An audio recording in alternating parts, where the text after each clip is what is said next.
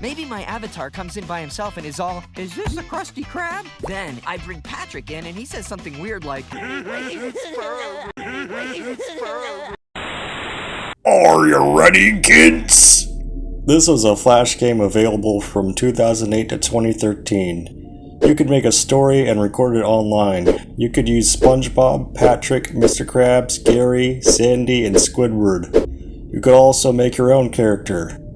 Whenever anyone clicked to play the old version of the game, a picture saying that the game was offline would be shown, along with an image of Spongebob looking really embarrassed. A newer version of the game would be published, but it's essentially a comic, and you couldn't even add what you wanted on it.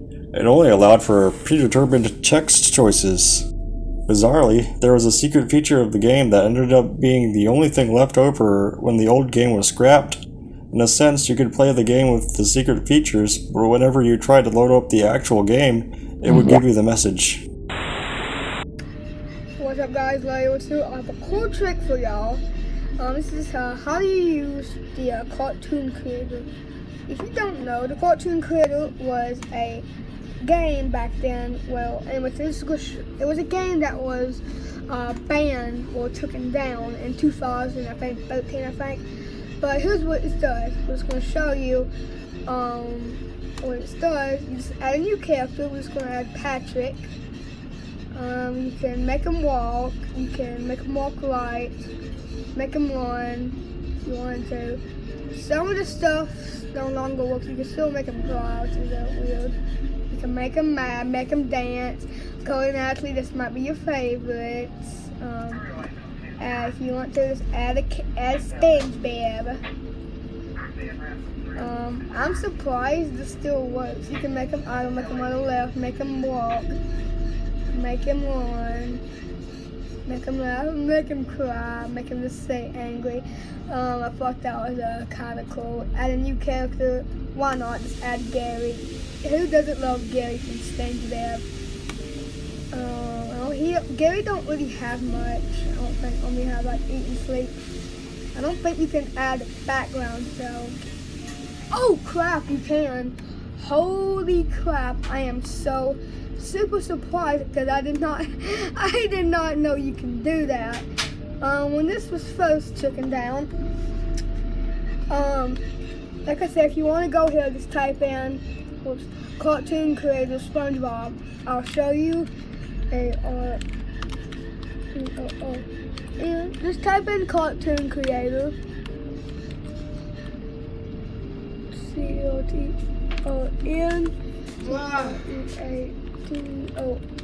It is hot, Johnny. Yeah, it is. Stove. Yeah, Mom is just cooking. Just type in cartoon creator Spongebob, and surprisingly, it will actually pop up. And now, no, don't worry if it says that. That's because I have a second one. But yeah, I hope you enjoyed the video. Larry02, and peace out. Lost.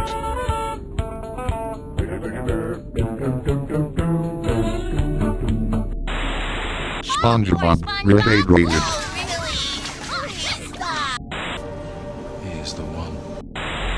This is a CGI SpongeBob short spoofing the Agent Smith clones fight in Matrix Reloaded with SpongeBob and Patrick. The short was found in 4chan in 2016, and an anonymous user claimed it was part of a 10-minute short called The Sponge Tricks. In 2017, it was revealed that the found footage was the entire thing, but the audio was missing. Animator Randy Gossman said that the animation team from Employee of the Month made the short without the writers or the rest of the team knowing anything about it.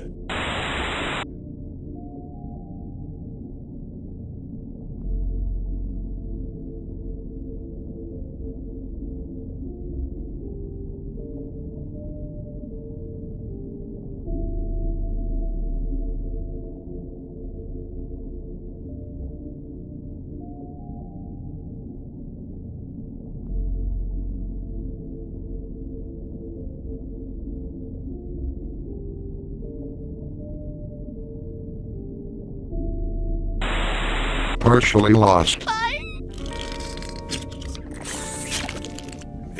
SpongeBob? SpongeBob SquarePants Underpants Slam. Available now. This game wasn't lost per se, but unavailable to those who didn't download it on Xbox Live Arcade. The game would be leaked online in 2016 for all to play. It's basically an action puzzle game that was probably meant to be played with friends.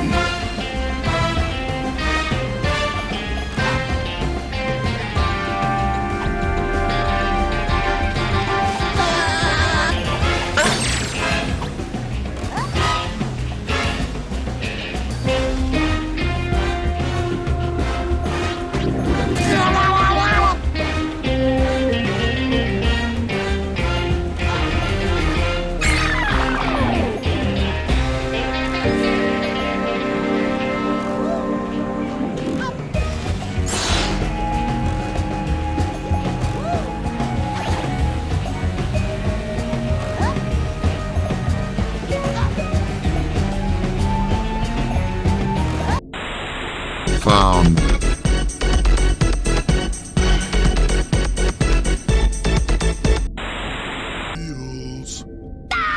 Blow me!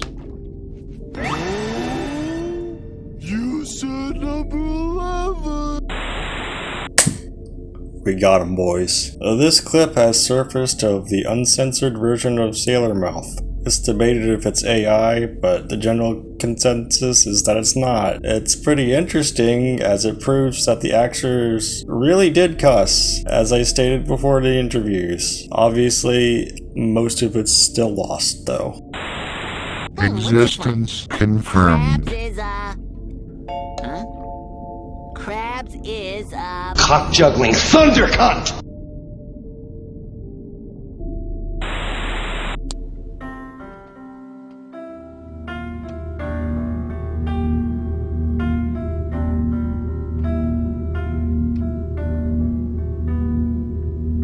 No one knows who made this video, but it is infamous for its frightening content.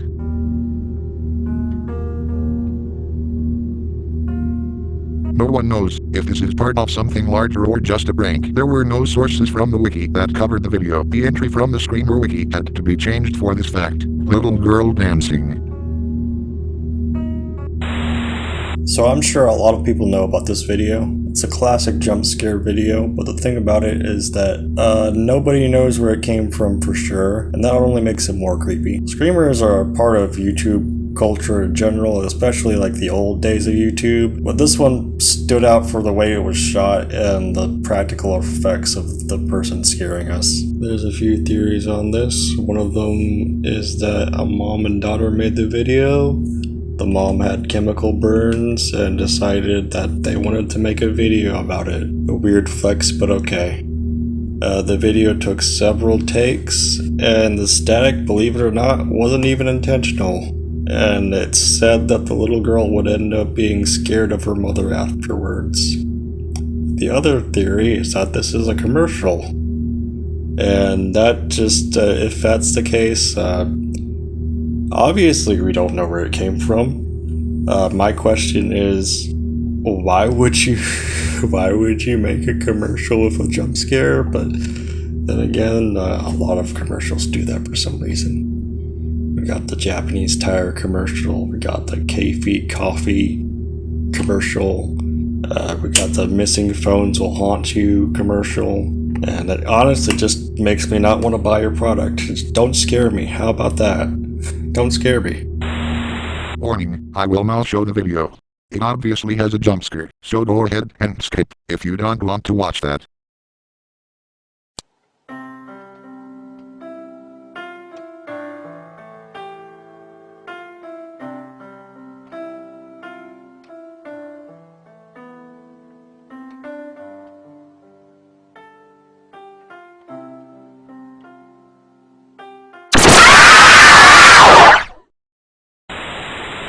Potentially lost. Nightmare Ned. Good night, Ned. Sweet dreams, honey.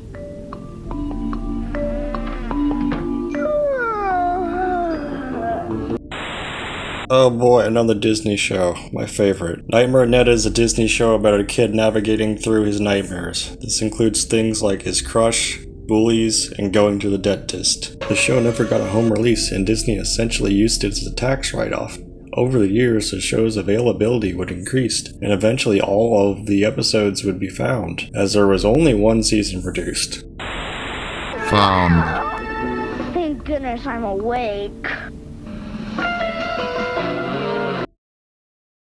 The Ghostbreaker is an alarmingly racist horror movie made in 1930. It's a remake of a 1914 film that's also lost. The movie would later be remade several times in the 1940s and 50s, for some reason. The movie is about someone who is trying to hunt ghosts in a mansion, but the ghost is actually someone who is trying to scam the owner of the mansion. Only still images and promotional material of the film remain. Lost.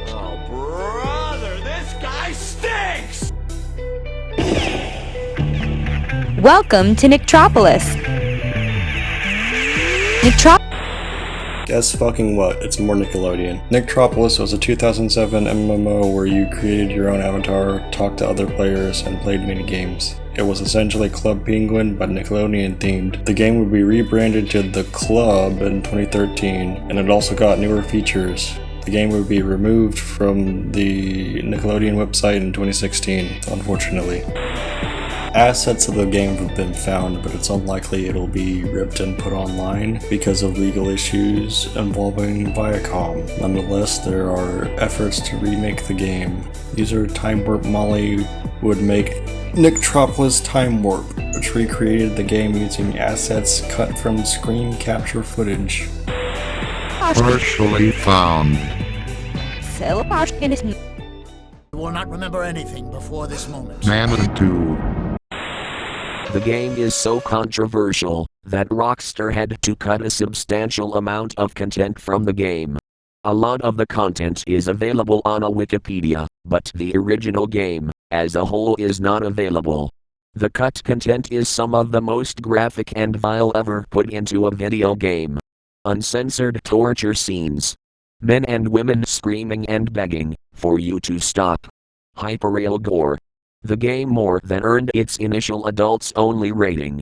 Partially found. You will not remember anything before this moment. Wolf. Original version. What? No, I'm not. Tyler, the creator, has a lost album. Wolf is the first version of what would later be Goblin. The track list is unknown, apart from the tracks that would make it into Goblin. We don't even know the name of a good portion of the songs. There is a 2013 version of the album, but it's completely different. The songs were available online via tweets or live streams. The tweets would later be deleted, and a lot of the live streams were lost to time. This is the most infamous lost album, and is widely considered to be the holy grail of lost music. This was actually a demo more than anything else, and the frontman of the band was actually homeless at the time, and he was very embarrassed of the album. Only 33 cassettes were ever made, and physical copies are basically entirely lost. Only a few people are said to have them. In 2013, Redditor Cassette Jack would post pictures of the cassette, including the box art, the booklet, and the cassette. He uploaded 2 songs, but refrained from uploading the rest of the album due to legal concerns.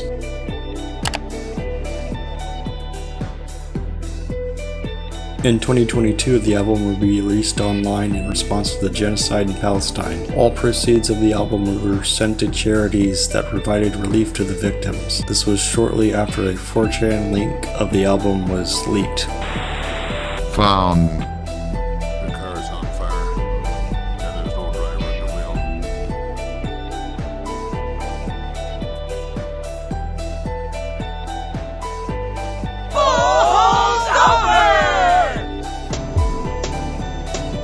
Bullhead over.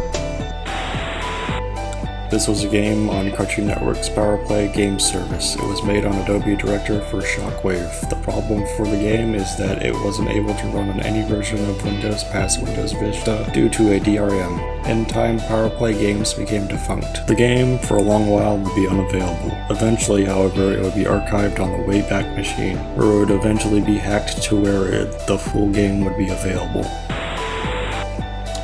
Hello, Lost Media Wiki. This is Jumpman66 on YouTube. Pardon the camera work. I'm charging this camera as we speak while I'm recording.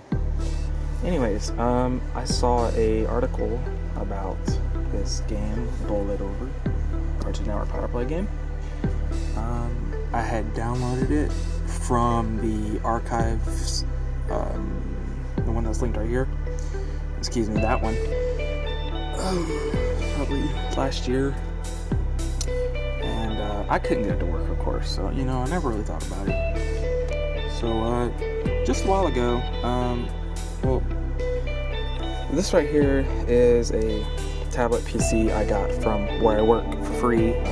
We don't really sell these, so they just gave them to us. Excuse me. It's a Windows XP. It's a Pentium. Let me see what it is right quick. I'm not sure this part really matters, but I'm not really good at making videos. Anyways,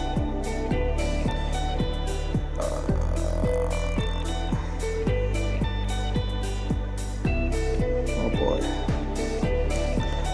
I don't really know how to bring up the specs.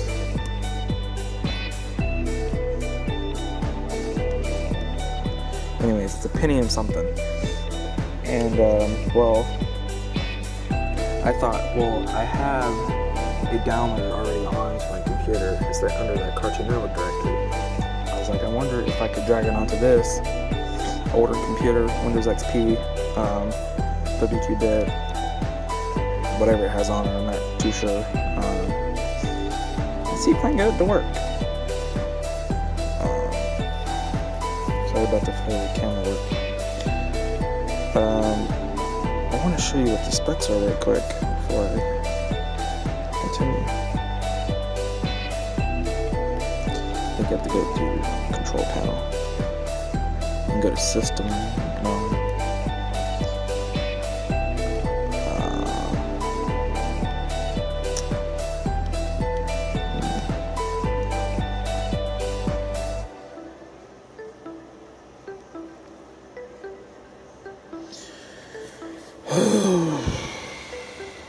Go to Classic View. Oh yeah, sorry about the flickering lights. That's the refresh rate on the camera, and the screen doesn't really match up. I don't really know how to fix that. So we found System, which is down here. There it is. This doesn't really matter. I'm just showing you what this specs are for this. It's a Windows XP tablet PC edition 2005, version 2002.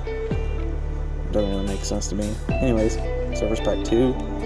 It's a genuine Intel processor running at 800 megahertz, and it has a gig of RAM.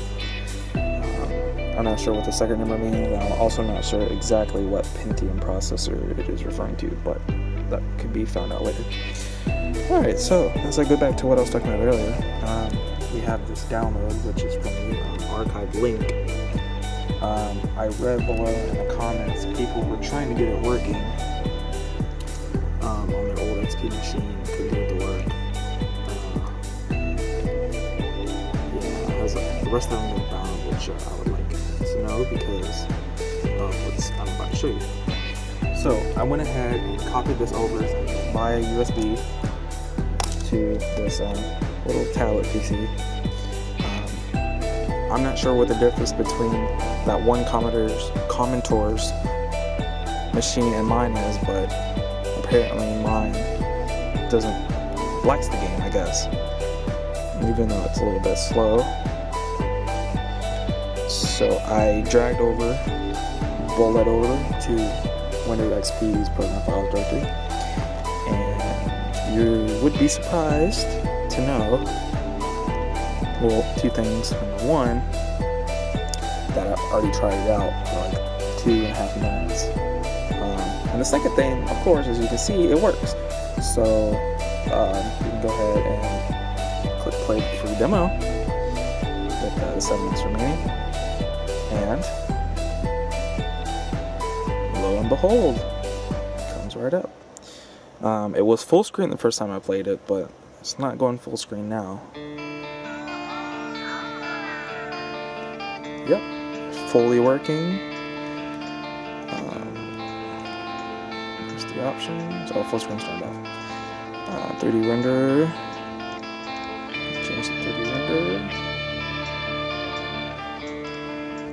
Can't really play with one hand, but I'll try. So I'm not sure if the demo is actually a demo or if it's the full game with a time limit. Hopefully somebody knows that, because I don't. Go ahead and start the game. You can choose your ball. That's a cool looking. Oh, I'm sorry, I zoomed in. I didn't realize that. You can choose your ball, customize it. Yeah, I don't know if you can customize the image, but set your name, amount of players. Go and click ball.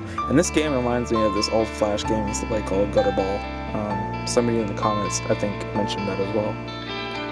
I'm pretty sure it might be based off the same engine. Shockwave, I guess. I don't know. So here's the. It's really hard to play with one hand. Actually, I think I can drag. Yes, I can. Yep. Oh. I'm trying to get my hand out of the way so you can see.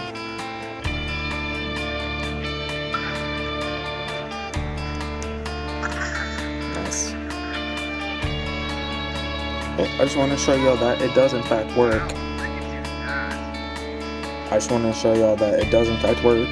And if y'all have any other Cartoon Network Power Play games that you can find, I can test if they'll work on this thing. That's alright. I guess another reason why I'm able to get the work on here is because this is not an emulator, this is actual hardware. And I'm pretty sure getting down an emulator is kind of troublesome. So yeah, that is bolted over. I got the work. Yeah, it's not bad at all. So that's all I wanted to show y'all. There it is. 455 remaining. This was a part of Cartoon Network Power Play games back in 2002, 3, 4. I do remember trying this game at one point. This is motherfucking. Alrighty, that's all. So I hope you guys enjoyed the video. I'm glad I was able to get to work. And if I come across other things, I'll gladly share it. Peace out.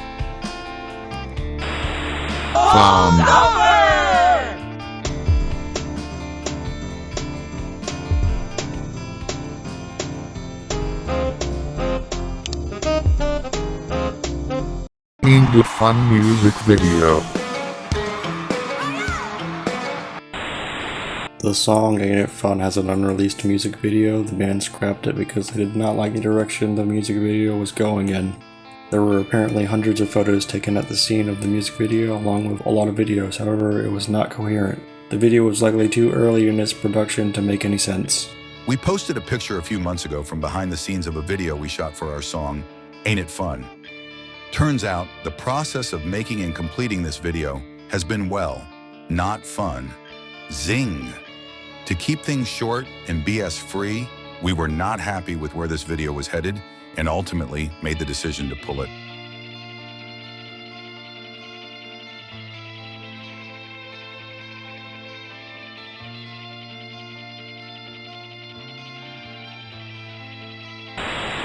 Partially found. 9-inch nails.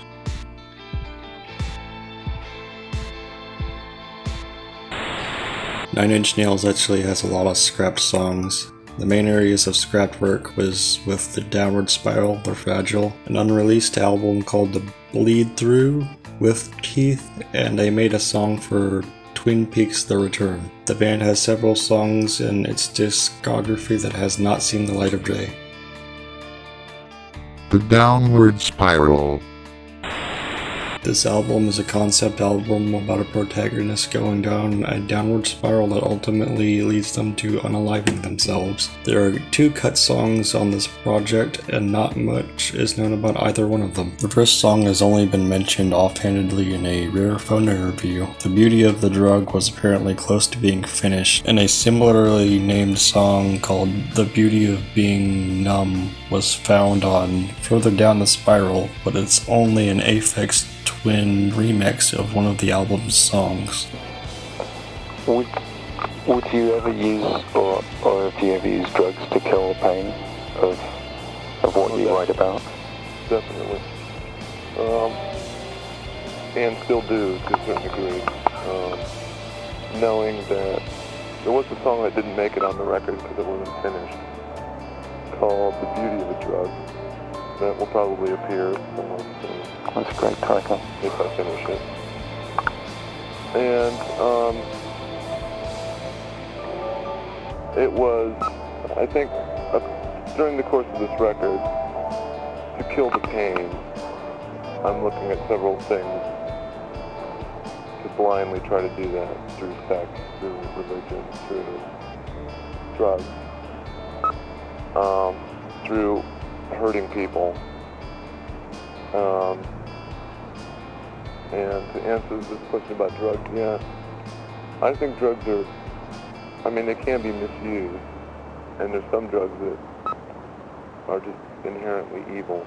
Mm-hmm. But one of our favorite things to do in LA, due to lack of anything else to do, was take mushrooms a lot. I truly enjoy that experience.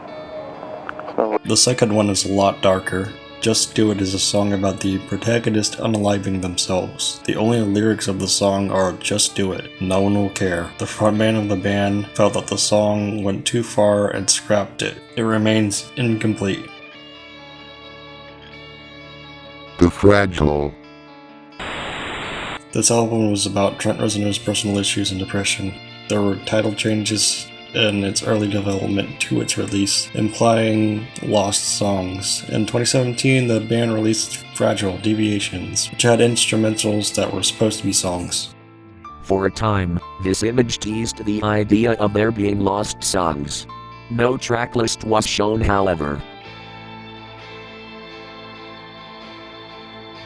With Teeth. The songs My Dead Friend, Non-Entity, and Not So Pretty Now are all cut from the album. Reznor said that My Dead Friend was slated to be released on the band's next album, but it was never in the track list. A song called The Warning is the closest thing we got. Non-Entity and Not So Pretty Now were outtakes for With Teeth and would be played live. Reznor said that these songs would eventually be released officially, and it would be released on Ninja 2009 Summer Tour EP. Now for a while, this was on a dead website, but today you can access it via archive.org. Bleed Through. This is an entire album that was scrapped by Nine Inch Nails. Reznor was recovering from a drug addiction and wanted to make an album based on that struggle. The writing would change on the album, and it was eventually replaced with Teeth. It's unclear how much of it was complete. Twin Peaks. Reznor wrote She's Gone Away for the 8th episode of the series, but he and Atticus Ross actually wrote another song for the series, but it never saw the light of day until it was revealed that the song was This Isn't the Place from the EP Add Violence. Partially Lost.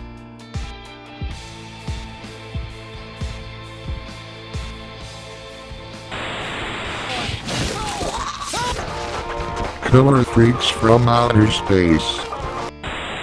This was a first-person shooter in the Rabbids universe where you get to kill as many rabbits as possible. In the game, they are actually called freaks, and it essentially just had nothing to do with raving rabbits. It was just whatever. I don't even I don't even know. We thought about making them cousins to the Raving Rabbids, but quickly decided to split it off.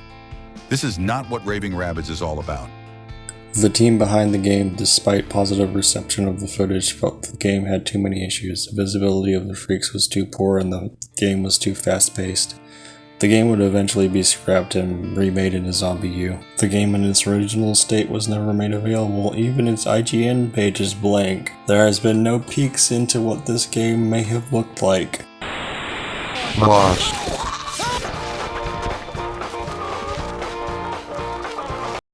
Jeff Buckley.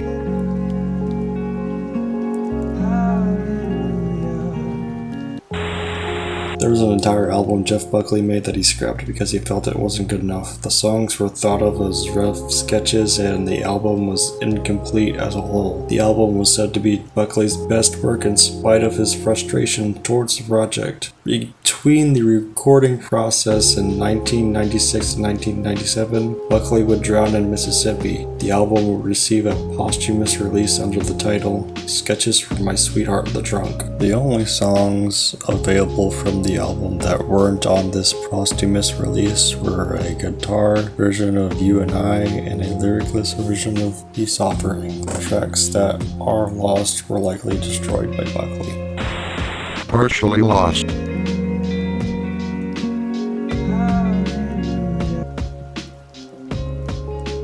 Saving Steiner.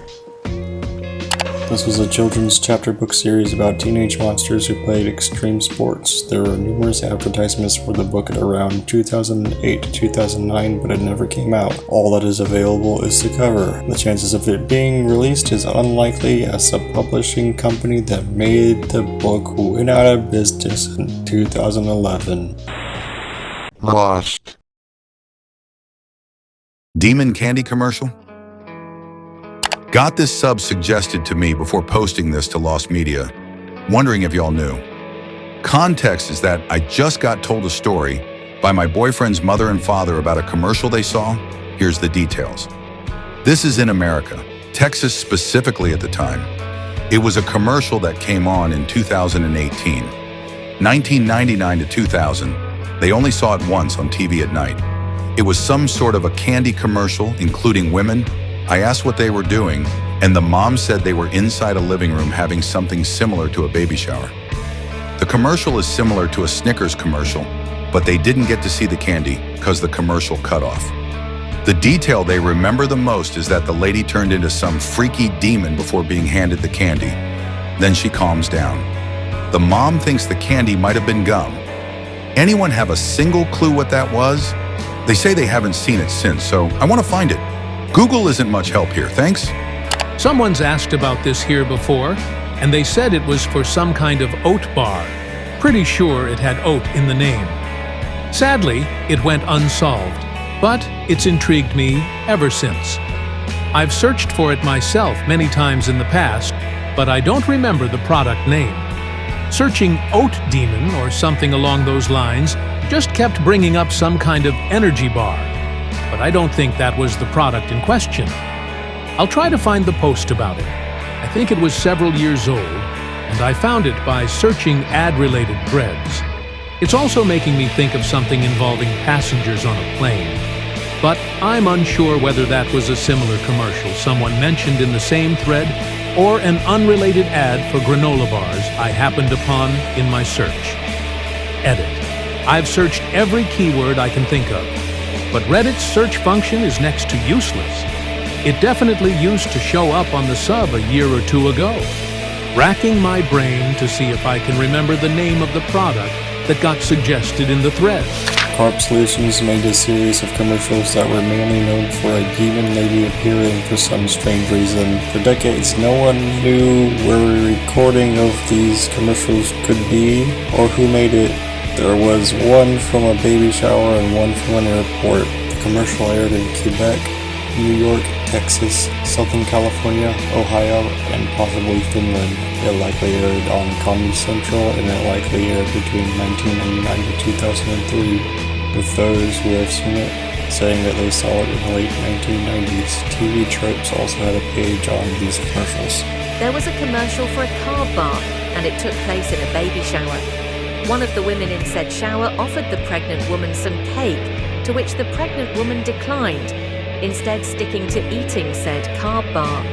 Then, without warning, the face of the woman who offered the cake went all demonic and scary. Also a case of what were they selling again, as absolutely no one knows the name of the carb bar being advertised. Availability. On April 26, 2021, people found the first commercial uploaded by YouTube user JPHN, now Barbaro747. It's the first commercial in the compilation he uploaded.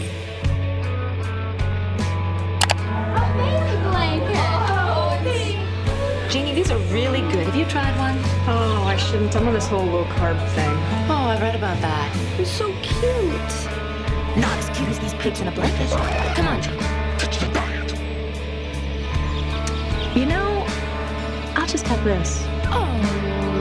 Now it's easy to be good and stick to your low-carb diet with Carb Solutions' delicious bars and shakes. Carb Solutions, it's good to be good. On June 5th, 2022, YouTuber Junkies Tape Bin uploaded a compilation of vintage commercials at around the 15-minute mark. The airport commercial is shown.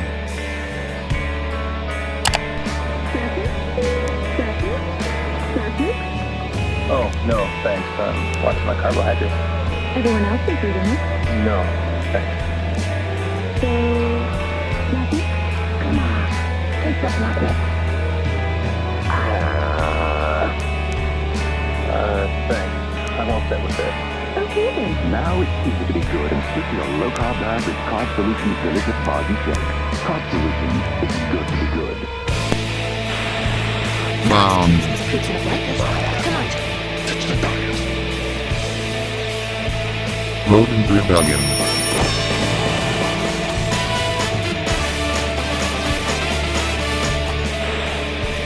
The Garfield Show was a CGI cartoon that lasted 5 seasons from 2009 to 2016. It primarily aired on Cartoon Network and Hulu. Most of the show managed to be archived, but one episode, Rodent Rebellion, was lost due to the fact that it only aired once.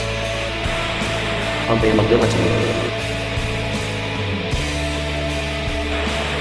For a long time, the 4-part special was only available in the French, Russian, Czech, Greek, and Romanian dubs, which were uploaded to YouTube. The only English parts available were the trailers to the episodes, but then the special would be uploaded by Vince Sells on June 11th, 2021.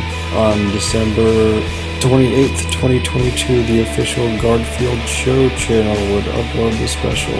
Raise your Garfield mugs to that one, boys.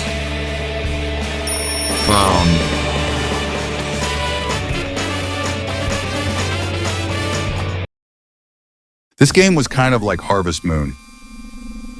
I know almost nothing about this game. All I can remember is that it's kind of like Harvest Moon, but with a dark twist. The game starts out with you and your wife. One night you get into a fight and you end up stabbing her to death. Now the game revolves around you farming to stay alive while trying to keep the town from finding out about the incident that happened. Every now and then, the cops come to search your house and you have to hide her corpse. Edit. I have no recollection of what console this game was for or when it came out. I know that it was released after 2000. I know this is so vague, but it's really hard to remember something you forgot. Also, it had to be before mid. Early 2015. Graphics were not 3D. I'm 100% sure it wasn't a browser game. Boo, we hate this one. This is a story with a long history, but the ending is pretty disappointing. There are 3 people who have claimed to have seen this game and have given similar descriptions. We've already seen Sparta213's description. Let's take a look at some others. David Spade. For a while, people thought that this game wasn't real, or that Sparta just dreamt it up. That was until another person gave an identical description of the game on tip of my joystick. There was this game I used to have downloaded in about 2006 before I upgraded my computer and lost it. It was a farming Stardew Valley style of game where you murder your wife and then you try and pretend you never killed her.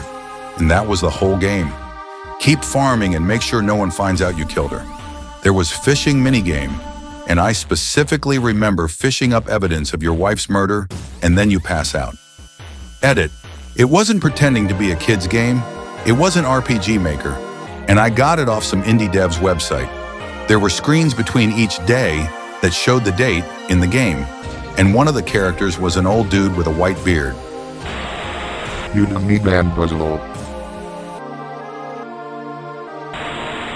This last guy claimed to have a copy of the game on his laptop, but his laptop stopped working. This is a classic lie from Redditors, and this guy's no exception. Take this description with a grain of salt. Hi all, first time posting here. Today I found my old laptop, but sadly it won't boot up. But it brought back some great memories, particularly a game I'm about to describe. So at the start of the game you killed your wife, but after that you just lived as normal managing your farm. However, it had a twist. The police could come at any time and find the body, so you had to constantly be wary and move the body. The laptop was built in 2001, and I bought a new one in 2003, so it would have been between that time. It wasn't a browser game, and I think I may have gotten it from uTorrent, but cannot remember TBH. Hope this is enough info. And many thanks. Edit. Many thanks to all of those offering to recover my hard drive. I'm actually in the UK, and a lot of the offers seem to be from the US. My local computer store opens Wednesday 2nd, Jan, so I'm going to take it in to see if they can get it to boot up. Many thanks again, it's very kind of you all. Edit. Laptop checked in earlier today, quite busy, but should have an update Friday. Final edit. Sad news, the laptop is buggered. The dampness, moisture of the storage I placed it in has knackered it all. Any final suggestions? Edit. I am retrieving quotes from professional data recovery firms. Update, the platter of the hard drive was damp and it's been deemed unrecoverable. I'm really sorry to have built hopes up.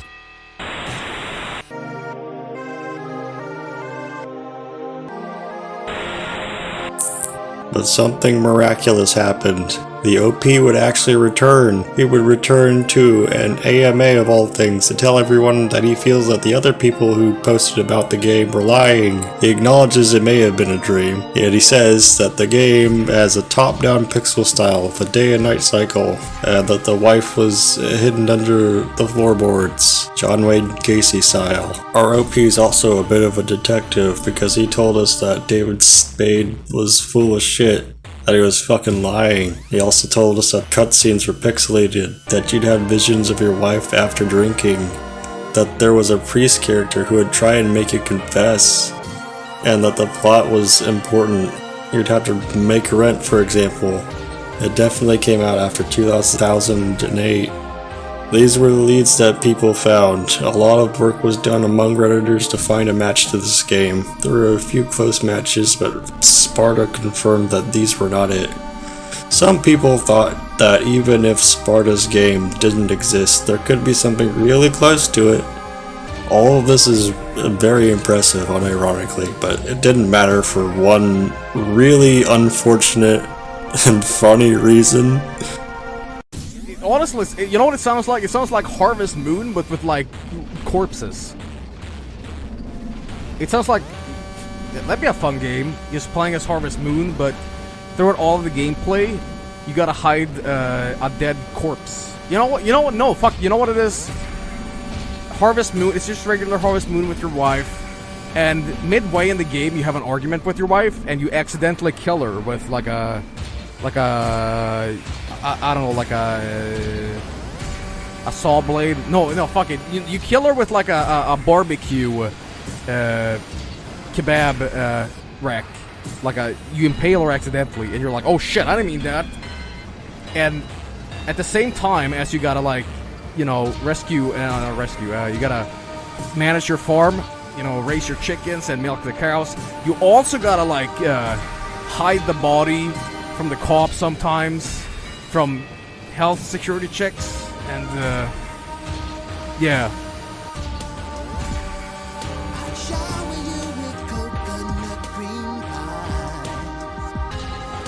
Oh my god, bro. Oh, hell no, man. What the fuck, man? Get your ass on, boy.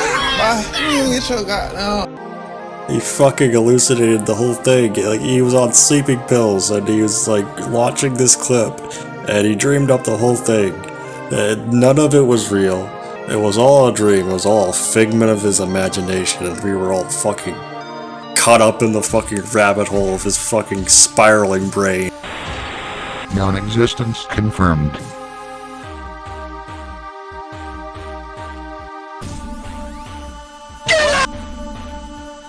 Futuretropolis, the 21st century. In the secrecy of a laboratory, the world's most powerful robot is being created in the form of a small child, Astro Boy, a robot with human qualities. For years, this commercial was the only trace of the Canadian dub of Astro Boy. For decades, most fans didn't even know it existed. The 1985 dub not only had voiceover changes, but scenes deemed too violent were also cut. The show aired on the Global Television Network from September 29, 1985 to September 10, 1994. This was a free service, making it widely available to a lot of people. As a result, a lot of people actually remember growing up with this version, rather than the more well-known version. Availability. To date, only 7 episodes of the Canadian dub are available. The recordings of the dubs were apparently kept in beta tapes, and unfortunately were wiped. This, along with the fact that it was never released in a home video format, makes it likely that it's just not available, and that these episodes are few and far between. Partially found. The Thing. The Thing is one of the best horror movies ever made, but it has a considerable amount of content that didn't make it to the final product. A lot of these scenes would have changed the end product in a lot of substantial ways. A lot of the scenes were cut because Computer felt that these scenes were redundant. Availability. The deleted scenes are partially available, but the video quality is lacking. These scenes have been leaked in numerous ways, with a TV release of the movie being an example. The problem with the footage is that it's in a 4:3 aspect ratio, and it was not only sketched, but it also looked like it was recorded on a camera, making the video blurrier. Some scenes don't even have footage available, instead only having stills.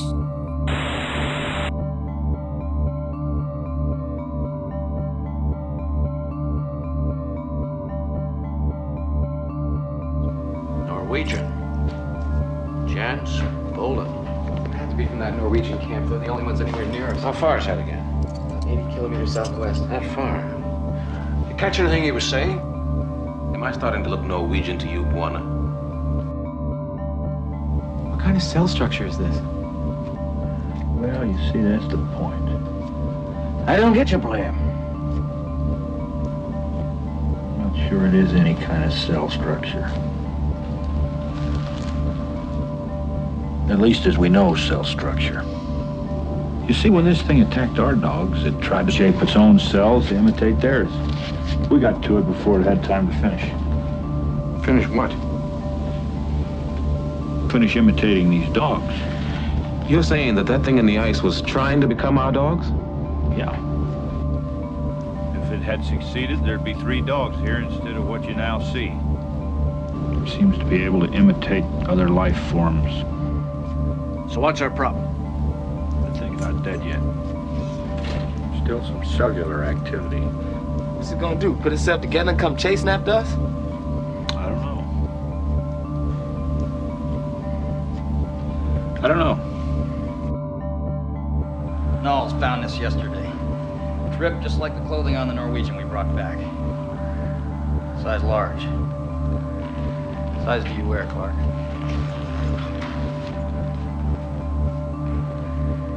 So what? I wear size large too. Size do you wear, Childs? So do I. So do most of us.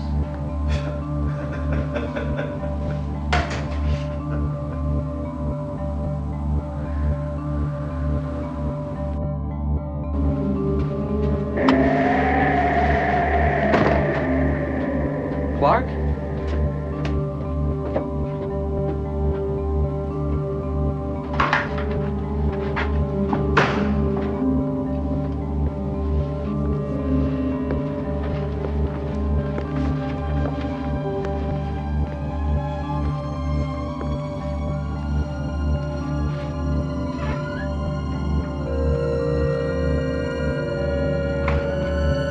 Clark?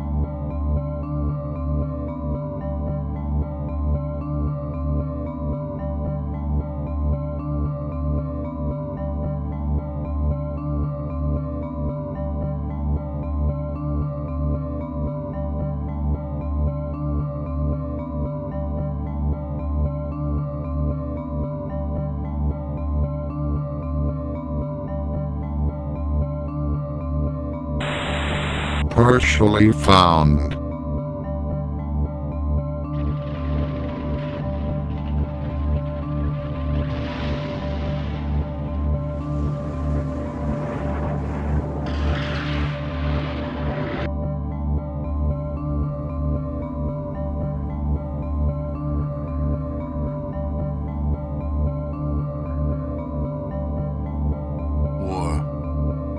War never changes.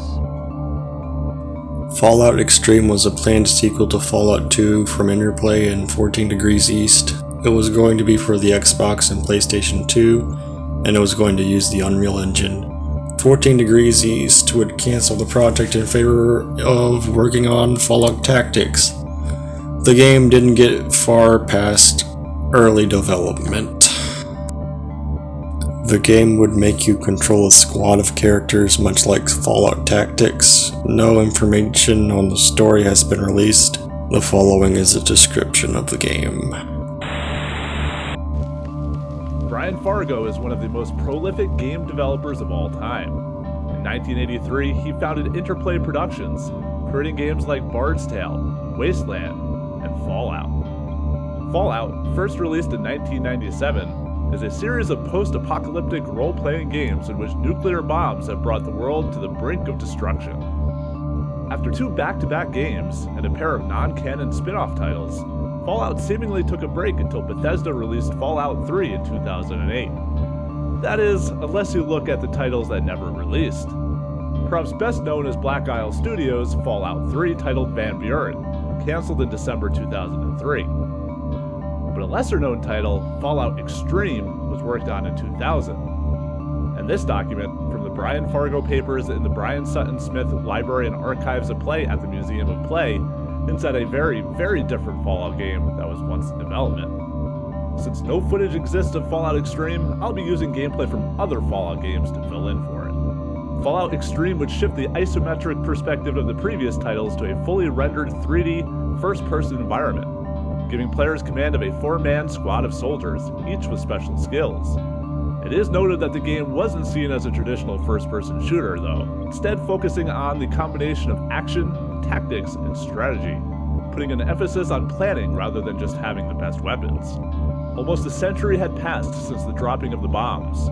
Radiation had left the world a wasteland, with the world decaying and life barely clinging on. The Brotherhood of Steel, made up of non-mutant humans, seized control seemingly overnight by ruthlessly taking over by force. The first half of Fallout Extreme would have focused on the revolutionaries taking back control from the Brotherhood and tactical battles in specific territories. The mission structure was impacted by actions taken in previous missions.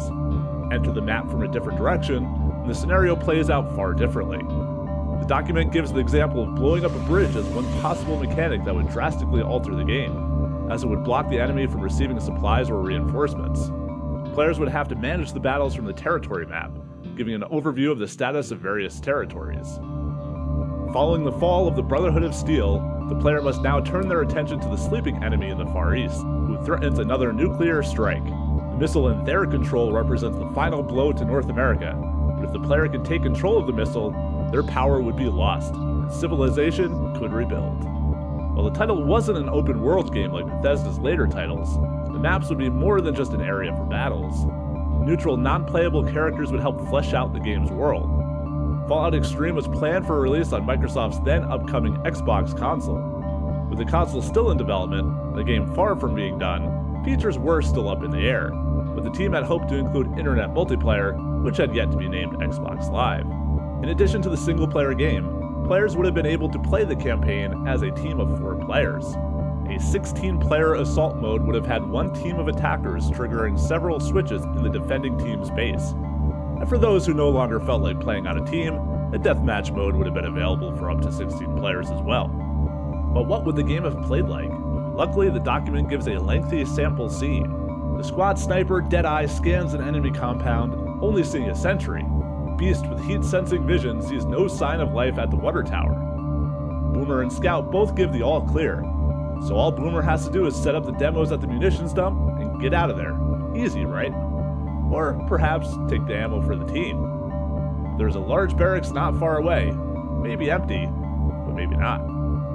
Deadeye gets into position, with Scout setting up a diversion to hopefully set up a shot. Boomer begins to set up the explosives, and Beast waits for a fight. Hopefully it won't come to that. The diversion is set into action, Deadeye aims and fires. With the sentry gone, the squad makes final preparation. Just when the explosives are about to go off, the Brotherhood of Steel patrol returns, spotting Deadeye. And those barracks? Not empty after all. Boomer pulls the trigger on the explosives and the squad readies for a fight. And that's it. Unfortunately, the 5-page document doesn't go into extreme detail, but we do get a small taste of what the game could have been. If you're interested in other cancelled Interplay titles, go check out the stream of The Moon is a Harsh Mistress, which was based on the book of the same name. And until next time, thanks for watching. Lost.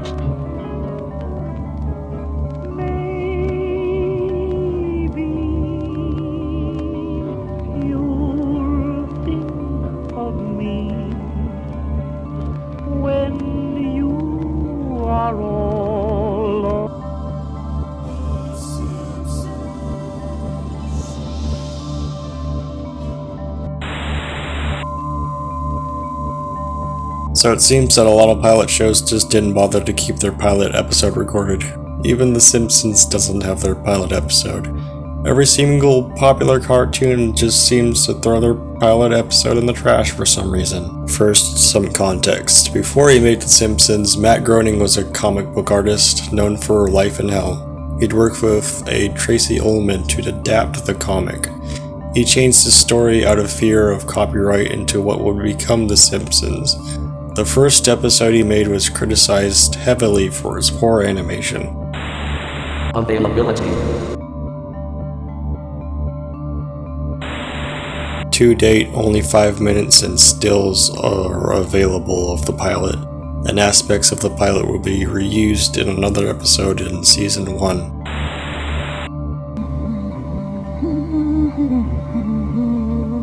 You know, Maggie, this is my favorite time of the day.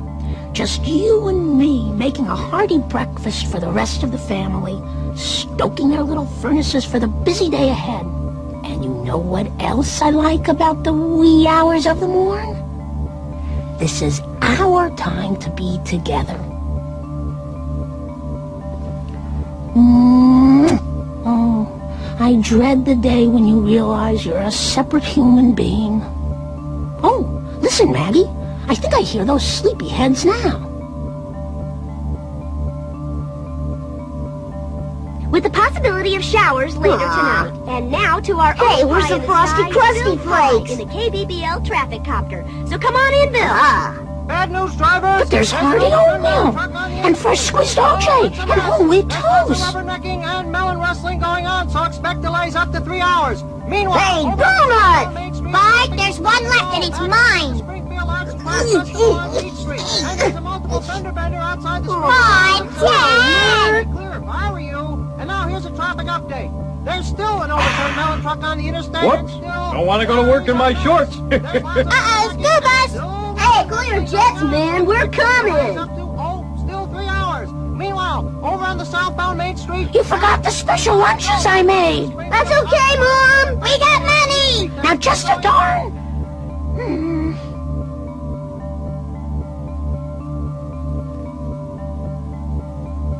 This is Bill Pie, your pie in the sky, saying goodbye.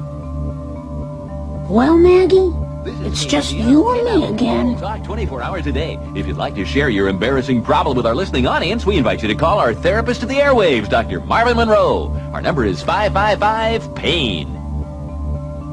Don't be afraid. Call now. Hello, I'd like to talk to Dr. Monroe. First name, age, problem? I'm Marge, 34, and my problem is my husband. He doesn't listen to me. He doesn't appreciate me. I don't know how much more of this I can... Hey, lady, save your whining for when you're on the air, okay?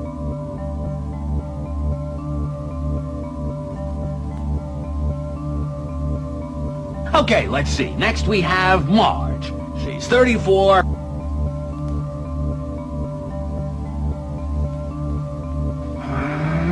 Your husband is a selfish pig. And you deserve him. If he doesn't start loving, you're leaving. Rubber baby, buggy bumper babysitting service. Hello, this is Mr. Sampson. Did your wife just call a second ago? No, I said Sampson, not Simpson. Thank God. Those Simpsons, what a bunch of savages. Especially that big ape father. Actually, the Simpsons are neighbors of ours, and we found them to be a quite misunderstood and underrated family. Right. Mom, you look so glamorous. Well, tonight is a very special night. Your father is taking me out for dinner and dancing. Dad dances? Like an angel. Oh. Bye, kids. Watch out for the boy. Bye now. Be good. Gotta go. Papa. Papa, papa, papa, papa, papa. Come, children, let's go watch the happy little elves.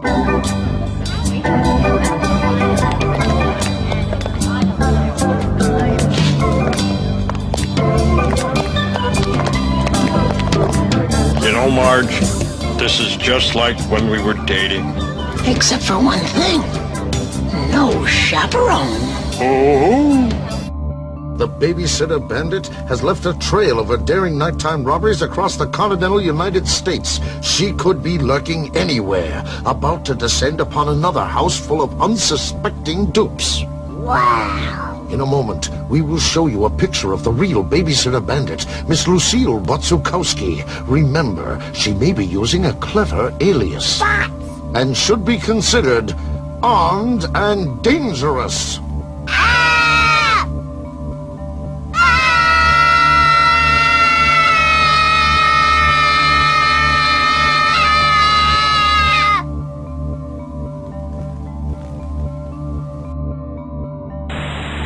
Partially found.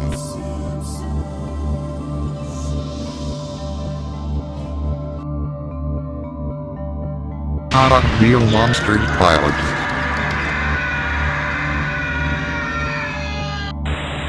Here we go again. Klasky Capo made a pilot to Real Monsters that never saw the light of day. There isn't much that is known about the pilot other than Gromble's name was initially Womble and that it was likely similar to the first episode. It's unclear if it was a short, an 11-minute episode or a 22-minute episode. As of now, there are only 3 stills and a promotional video of the pilot available online.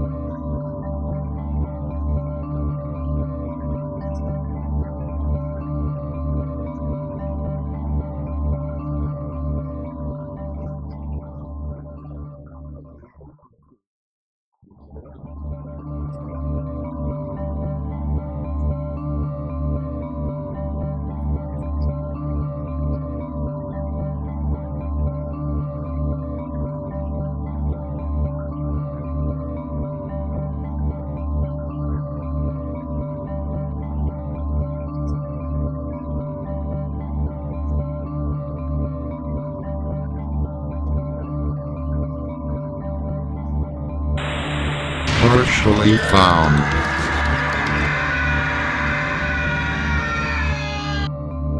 Spongebob happiness squared. Want to sing it note for note. This is just an early version of Truth or Square that was going to be more like Battle for Bikini Bottom. This is because of small but crucial features that were reused for this version of the game. There are some noticeable differences like weapon variation and enemy variation, but it's arguably the same game. The developer actually had the following to say on this. Hi Mac, thanks for your note-ra. SpongeBob Happiness, Squared, He-Chant Taught Your Truth, or Square. It's actually the same game, just renamed at the end of the project to support the marketing of the same-named TV episode that was released around the same time. The video was made early on in development to show off what we were planning to do with the game to our publishing team at THQ and partners at Nickelodeon. Keep on gaming. Lost.